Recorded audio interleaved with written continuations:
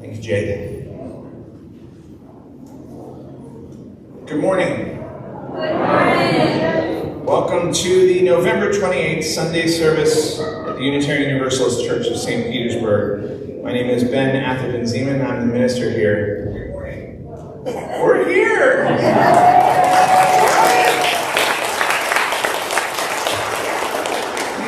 Thank you all for wearing your masks and for wearing them above your nose. Those who come up here have a special dispensation to take them off, because otherwise you can't really understand us. So I appreciate you. Hey, Becca.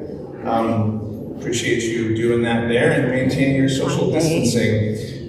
Thank you, Kelly and Jeanay, for marking off the please skip this pew signs. Got nobody in the balcony yet, but there's plenty of room there. We're going to invite you all to hum when we're singing hymns. Hum during the hymns instead of belting out the singing, because even behind the mask, apparently sort of that directed sound can still be harmful. So hum softly to yourself, please. We need more volunteers for religious education. We don't have an RE program right now to speak of, because we don't have enough volunteers. But we have 2. Is that what we have? We have 2. And since we need 8 to 10, that means 6 to 8 more volunteers that we need. We would love it if you would volunteer. And if you're thinking, does he mean me? Yeah, I mean you. Traditionally, we have expected the parents of young children to also be the volunteers, and I feel like that's a little bit limited.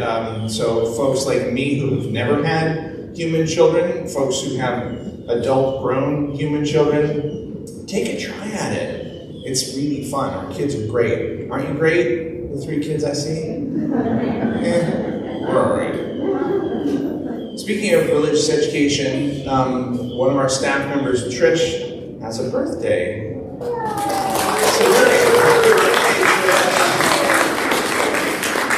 do you want to practice that humming?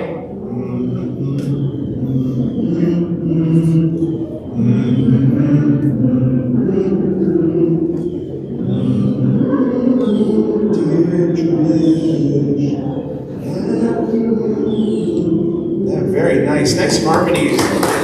Very good. Our board chair, Karen Cole, is here, and she would like to greet you as well. Good morning, everyone, and welcome. I can't completely describe all the emotions that are welling up inside of me to look out and see all of you. This is just amazing. I think you're smiling, but I can't really tell because you all have your mask on, which is a good thing. I do like to add on to what Ben said, a number of people that made today's service possible. We had people here cleaning. James and John came in and checked out the sound system to make sure you could hear this and the rest of the service. We had the greeters all lined up back. Postcards went out from the worship committee. So many people just took their time, devoted their time, and jumped in to help out, who made this a special first day back together in 20 months, which is a long time. It's a great joy. It's a great joy to see all of you. I also welcome those participating online from either at home or if you're on the road, because it is a holiday weekend. And there have been so many people during this past year reaching out and doing great things for our communications, our online services, our online coffee hours, all types of things that kept us going and stimulated, and of course, our dear covenant groups. My thanks to all of you. It's great to see you. And one thing I've learned from COVID is let's live for the moment, enjoy today. We don't know what tomorrow brings. Thank you very much. Thank you, Karen.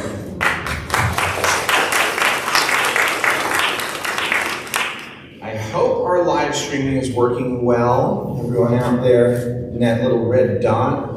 Thank you, Kelly, for running our Mevo camera. And thank you, John and James, for providing music recorded and live. We're going to have some live music, which is pretty exciting. Jeanay will be sharing a poem that she wrote, and the greeters, as Karen mentioned, are Aaliyah Cannon, Carol Ulmer, Jamie Gray, and Beth Stombaugh. Thank you for greeting. Before John lights the chalice, I will share with you the words of Sherry Woodbury. Enter this sanctuary of pillars and pews and light, aware of the spaces between bodies, the faces under masks. Enter this sanctuary through precious metals, ones and zeros of devices cocooned at home and yet here. Enter this community, whether you desire connection or distrust it, or both. Enter whether you feel hopeful or lonely, awkward or joyful, numb or overcome. Bring your frozen and scared parts. Bring your angry and tight parts. Bring the sharp and the hazy memories. Bring your broken hearts. This place can hold recent hurts and ancestral history. This place can hold the muscled layers of your mystery. Come, lay your burden down and be. As John lights our chalice, it is time for our covenant, which can be found in your order of service. Speaking together in one voice is much the same as singing, so I thought of a compromise with masks on. If you want to say the covenant, just say it kind of quietly. And if you don't feel like vocalizing, that's fine too. I made up dance moves, much like the dance moves that are at the end with the chalice extinguishing. So for those who don't want to say it out loud, or you can do this while saying it out loud, when I say, love is the spirit of this church, put your hand to your heart. Go ahead and try it, hand to your heart. There you go. And when I say, and service its law, extend your hand like you're serving someone. And then hold them in that position for the rest of it. That way we'll all show our agreement, hello, and contribution to our covenant together. So, ready?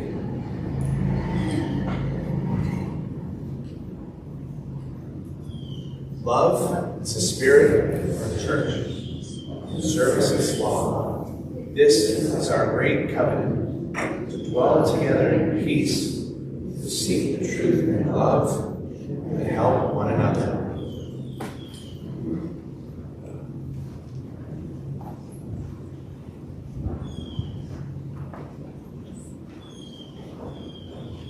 Good morning. Good morning. I invite you to hum along with this familiar hymn.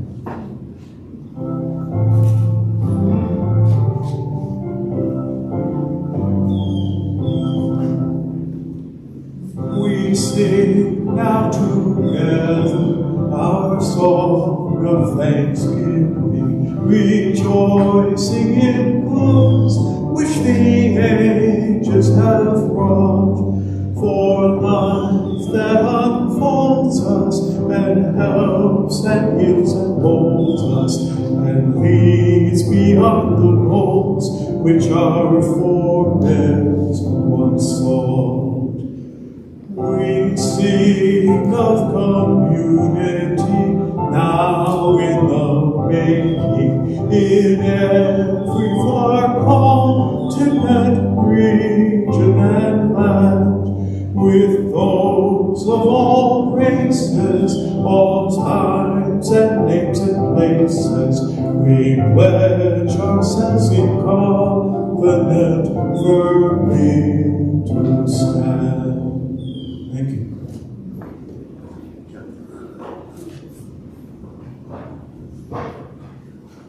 Our words for invocation are by Molly Hoosh Gordon, adapted by my minister, the Reverend Cindy Landrum.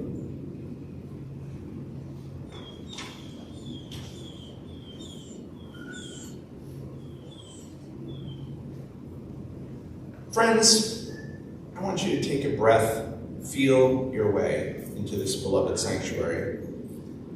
Online friends, I invite you to be with us in blessing this space and feeling the joy in this filled room. Feel what it's like to sit in these chairs again, or for the first time. Feel what it is like to be sheltered by these walls again, or for the first time. Feel what it is to experience the chorus of breath and beating hearts, the presence of loved ones around you again, or for the first time. Today we officially return to our sanctuary from months, many months away. We are different now. Our bodies have changed. Our souls have suffered and stretched. Our hearts have grown and broken and grown some more. We are different now. We return changed, but these walls have always been here to hold us exactly as we are. These walls that echo with the stories and love of generations. These walls that have held the dreams of scores of neighbors as they sheltered unhoused loved ones through a pandemic winter. These walls that have witnessed the tears and prayers of decades, our losses and gains, our heartbreak and rejoicing, our humanity in all its full complexity. These walls are here to hold us, and we continue to hold each other. As we return to this space, let us take a moment now to bless it. We bless this space with the fullness of who we are now, the wisdom we never hoped to gain, the hearts we never knew could hold so much, the sorrow and the new understandings of joy. With all of it, we bless this space. I invite you to put a hand on your chair or the pew in front of you. Those of you on the screen, on screens at home, I invite you to put your hand on your device or somewhere near you. With gratitude for its sheltering walls, with all of who we are, with hope for who we may yet become, we bless this space.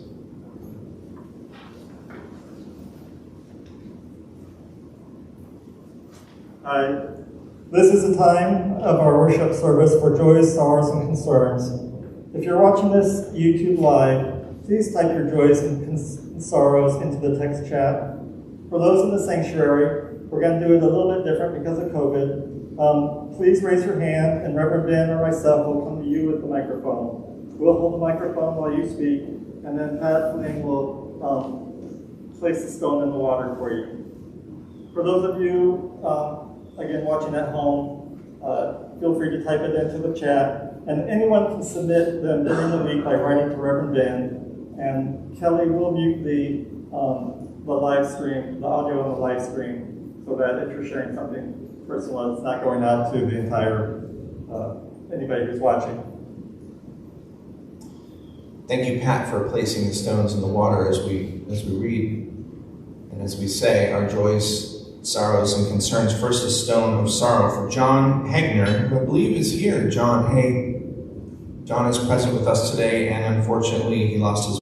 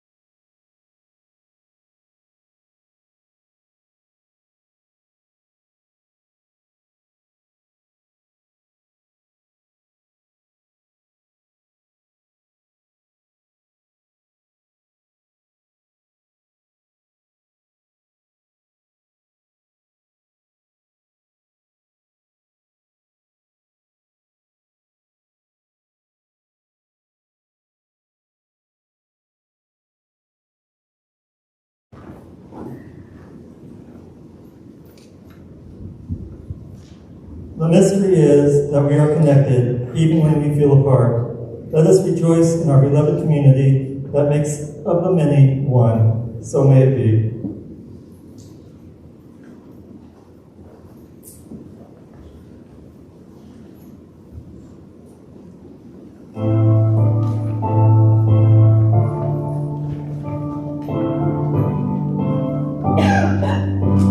Please hum along. Spirit of life, come unto me. Sing in my heart all the stirrings of compassion. Blow in the wind and rise to the sea. Move in the hand, giving life the shape of justice. Roots only close, first wings set me free. Spirit of God, come to me, come to me.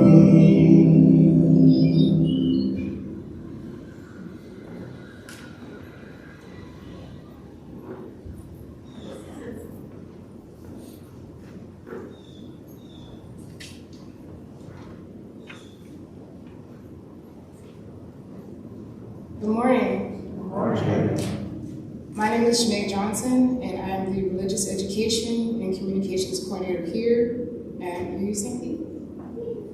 It's so nice seeing so many people. I can see your smiles in your eyes. I'm here to share.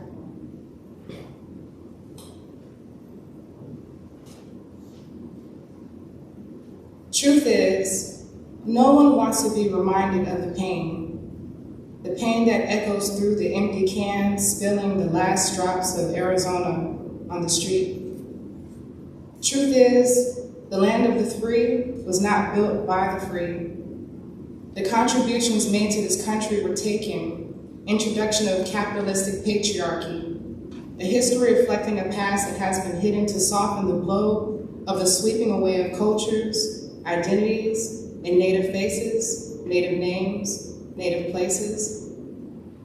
Yet Tahoe is a truck, and the Black Hawk flies for our military. The truth is, we're here to learn from one another.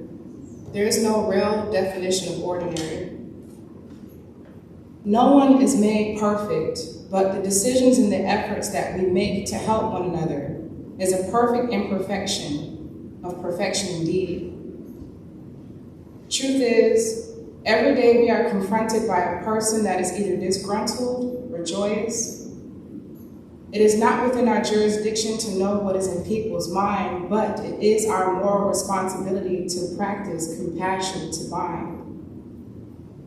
The truth is, there are many parts of stories that have been ripped out, that were altered and changed to glorify conquerors as saints, to demonize natives as savages, and to label all African descendants as slaves. But how can we, in unison, pave the way? What lessons have we learned from our parents, knowing that they were born during a different age? What lessons can we teach our children? Unwrinkling the paper from the ripped page.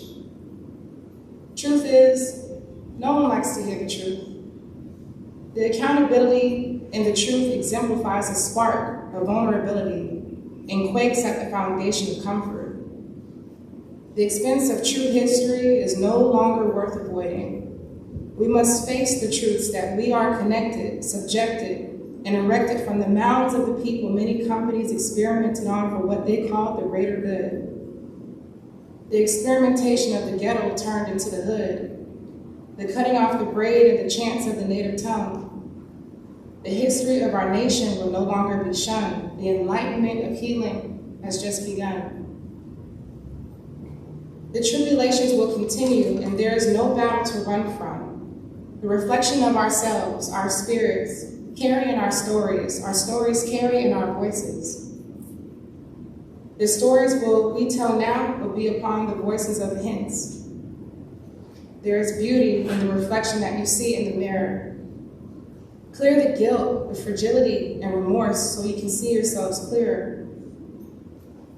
Change is imminent, and those who are here now are writing history that is no longer feared. The freeing healing in our truth-telling is knowing we can create a difference. Praise to the gods, the goddesses, the earth, the sun, and the moon, for we are mighty. The stories can be shared in the tears we hold onto one another, near and dear. For the merge of all creeds, cultures, spirituality, religions, practices requires the truth to be free, and that we are. Thank you.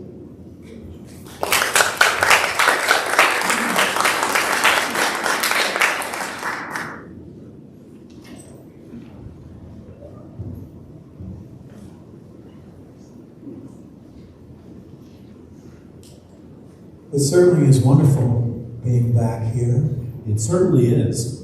And I heard such excellent humming, I think I might do some recruiting for the choir for when we do get back together. Singing. It's been a mean, cruel season. It's been crazy, crazy hard. And for no good reason, my universe has come apart. I've been so uneasy, and I've been trying not to burn, 'cause I know that it's kindness that we're all here to learn. And I still believe in kindness, and I still believe in love. I know the power of a gentle touch when the going gets tough. I will not be bitter, I will not be small, 'cause if I choose to harden my heart, I'm nothing at all. Some days I don't get up, go out of my room. I'm so broken-hearted, I don't even know how to put my clothes together, to put one shoe on, to lace up those strings and open the door and carry on. But I still believe in kindness, and I still believe in love. I know the power of a gentle touch when the going gets rough. I will not be bitter, I will not be small, 'cause if I choose to harden my heart, I'm nothing at all. And I still believe in kindness, and I still believe in love. 'Cause if I choose to harden my heart, I'm nothing at all. Nothing at all.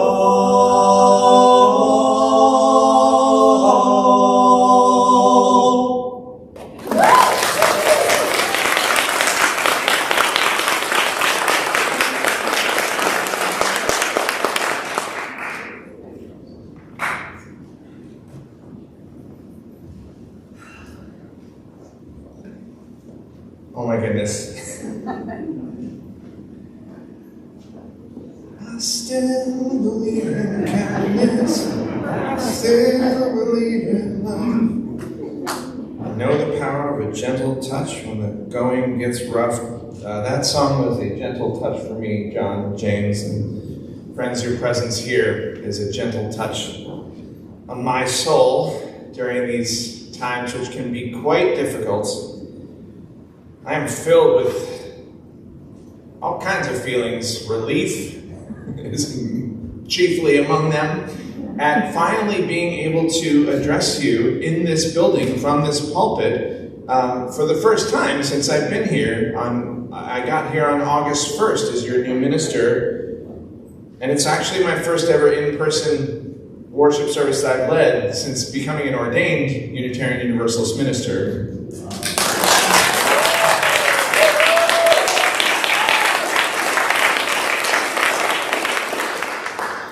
Now, a few minutes ago, you touched and blessed the pews in front of you. If you like, touch them again.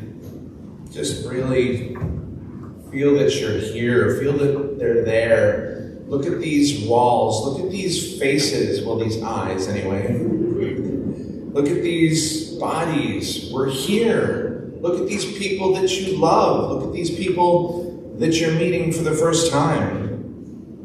And bless them. For those watching at home, touch something around you, touch the screen in front of you. As John Motter said during our joys, sorrows, and concerns, the miracle is that we are all connected, even when we feel apart.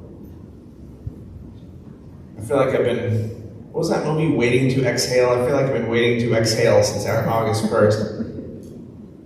But if I exhale a lot now, I have to put my mask up, I guess. The COVID protocol. We could just stay there. Like, that would be a delightful worship service, our relief at being here.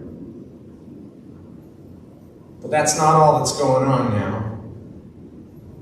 Jeanay's amazing poem reminds us of that. And so did our late beloved Dolores Benjamin. Those of you who clicked on the link in the newsletter got to read the bio about her. And when she was asked why she became a Unitarian Universalist, she answered, acceptance of what is happening at the time and following the here and now. So, in memory of our late beloved Dolores Benjamin, I want to take a few moments to acknowledge the complexity of the here and the now. On the one hand, there is the joy and the thanks that we feel that Karen spoke of. Being back in our sanctuary after so many months, the joy and thanks I feel for our board of trustees, for our safety team. Raise your hand if you're on the board and you're here on our safety team. I'm so thankful to you. The joy and thanks I have for our hardworking staff. Raise your hands, staff. And of all this leaders, some of whom I'm just meeting for the first time today, who have been here for decades and who stepped up and who said yes, and new leaders like Jeff Bambro. Is Jeff here? There he is. Hey, who has never worshipped yet in this space until just now, and yet spent a lot of hours cleaning the sanctuary so that it would be ready for you. Thank you so much, Jeff. Joy and thanks for the endless string of people who said yes to Kelly and Jeanay, myself, when we needed help. For everything from the sound system to the windows actually getting open. I'm still not sure how you did that. I tried and I could not get them open. To the new AC filters, to the changing of the letters.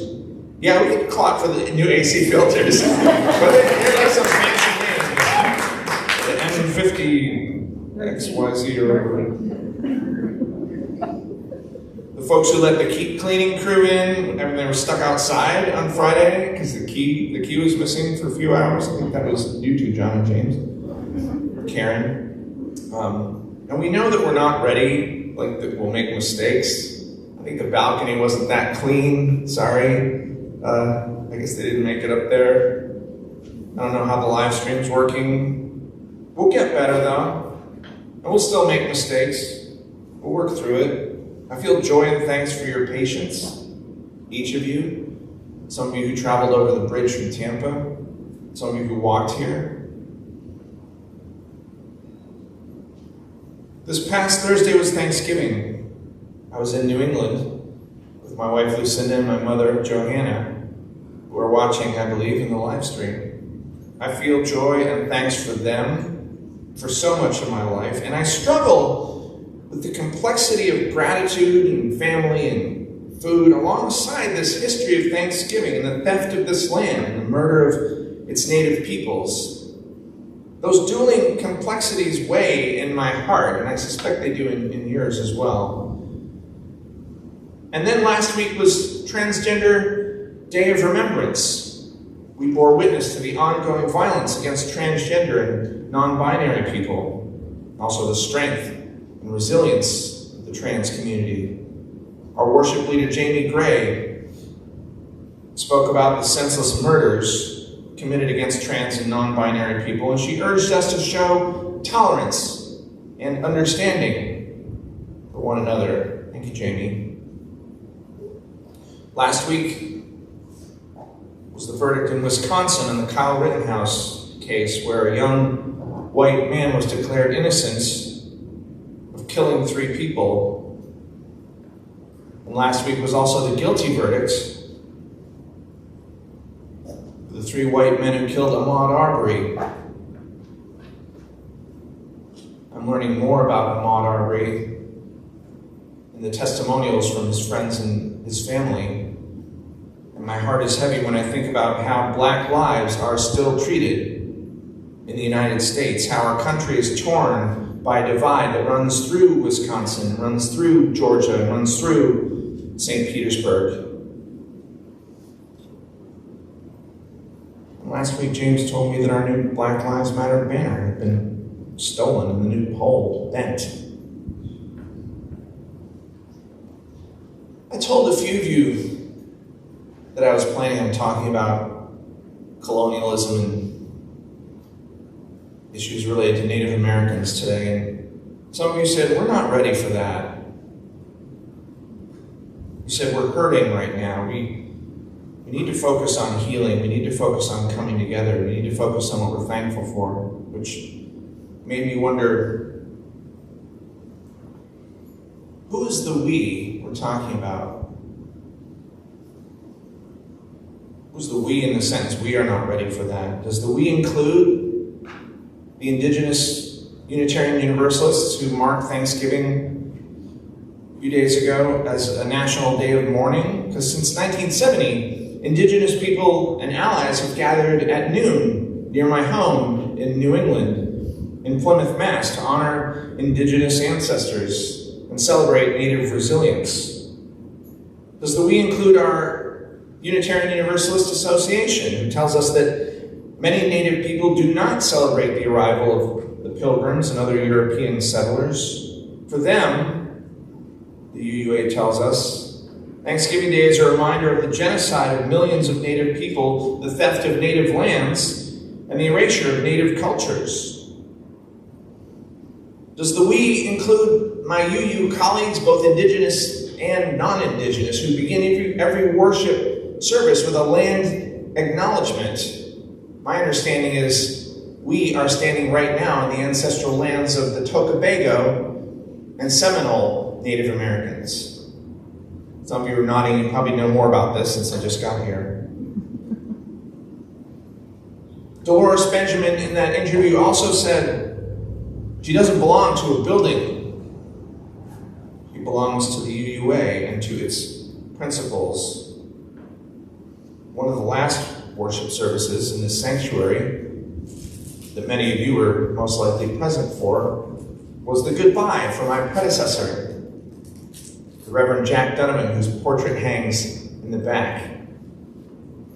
I know Reverend Jack was beloved by so many of you, and I know he touched so many lives. Reverend Jack, if you're watching, thank you for your essential work of ministry here.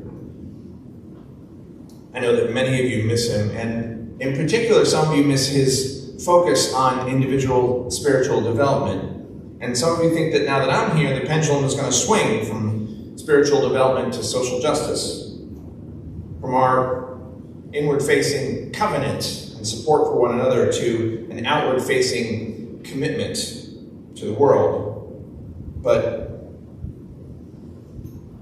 what if it's not a pendulum? What if spiritual development and social justice are not different? What if our covenant and our commitment are the same? Are we ready to widen the circle of concern? Are we ready to expand the concept of who we think of as we? Many of us in the room are taking a class called Beloved Conversations. This online class taught by Meadville Lombard Divinity School is for Unitarian Universalists seeking to embody racial justice as a spiritual practice. And for white participants like myself, the class has offered an opportunity to build community with other white Unitarian Universalists working for racial justice. And for participants of color, it's provided an opportunity to build community with other Unitarian Universalists of color in our mostly white denomination. The class has strengthened my individual spiritual development, and it has strengthened my commitment to ending white supremacy. So what if they're not different? If our covenant and our commitment belong together?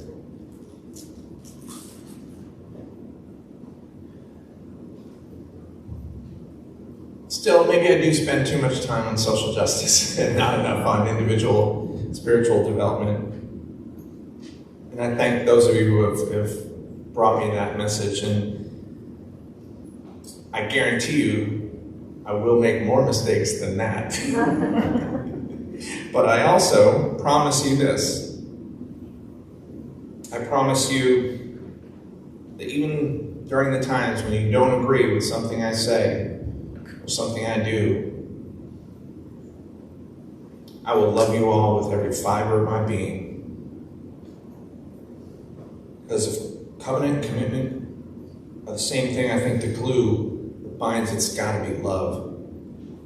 Social justice and spiritual development, the same thing. Love must be present. Not like this, not like a two-dimensional Hallmark card version of love, like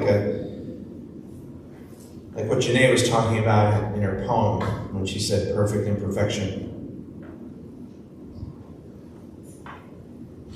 My mother's boyfriend uses those words in his song. His name is John Legend.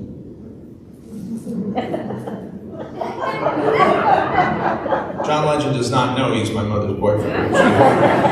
She does. He sings that all of me loves all of you, all of your curves and your edges, all your perfect imperfections.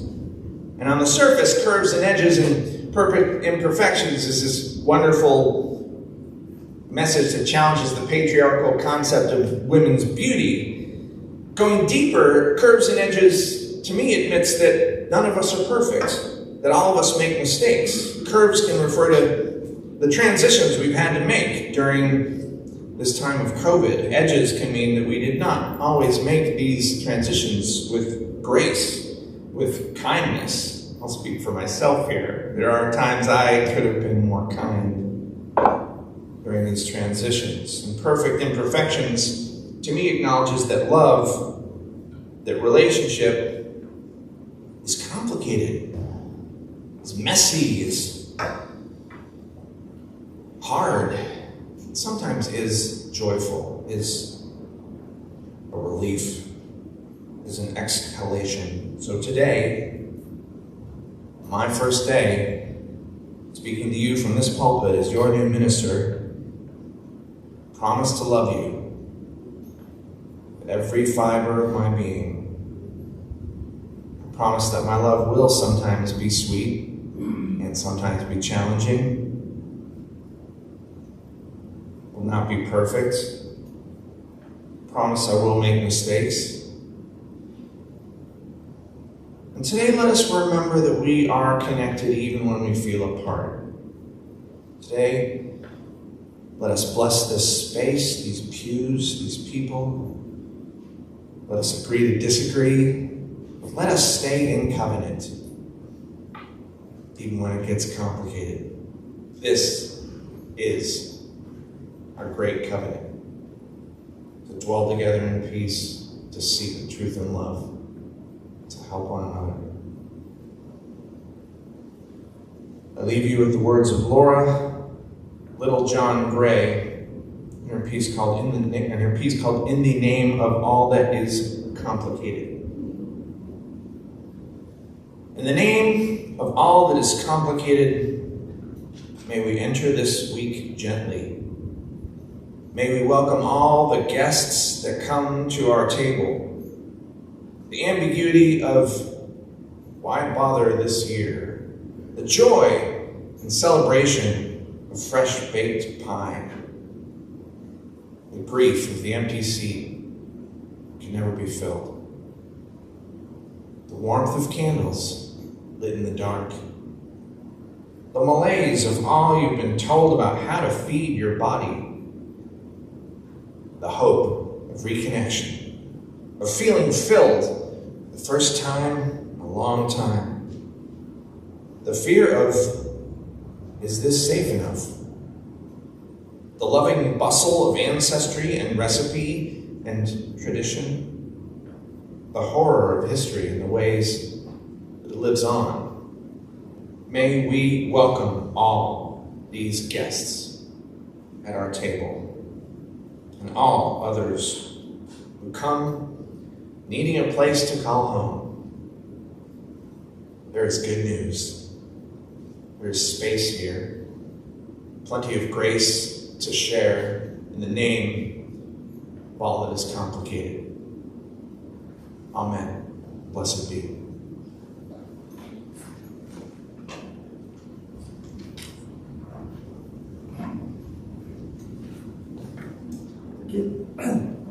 To keep our congregation thriving, let us remember our connection to one another, and let us not forget our contributions to support the means to those connections. If you are a newcomer here, when our wonderful ushers bring the collection plates to you, please let them pass you by. This service is our gift to you, and your presence is a gift to us. If you're watching today on a mobile device or your computer, the link to give is in the description box below your screen. This is a little bit different because the eye is no longer there that you click on. You can also donate through the Vanco Faith Engagement mobile app or on our website under the Giving tab at uustpete.org, or by sending a check to the office. Many thanks.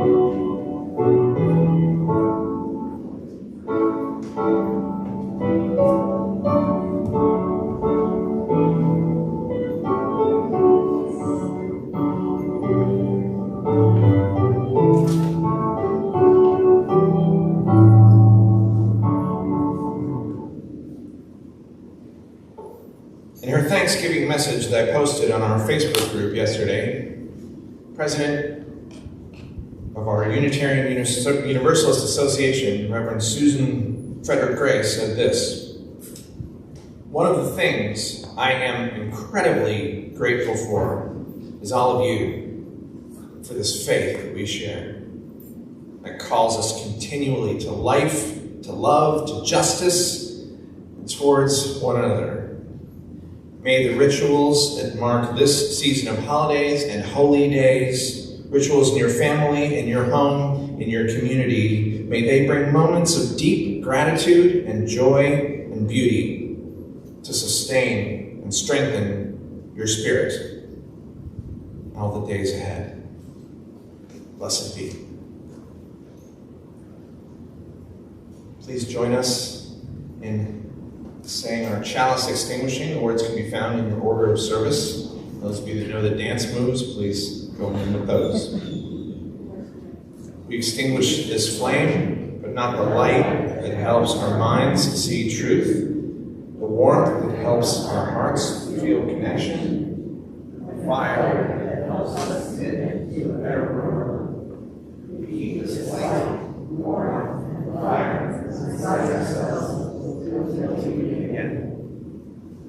'Cause all of me loves all of you. All your curves and all your edges, all your perfect imperfections. I give you all of me.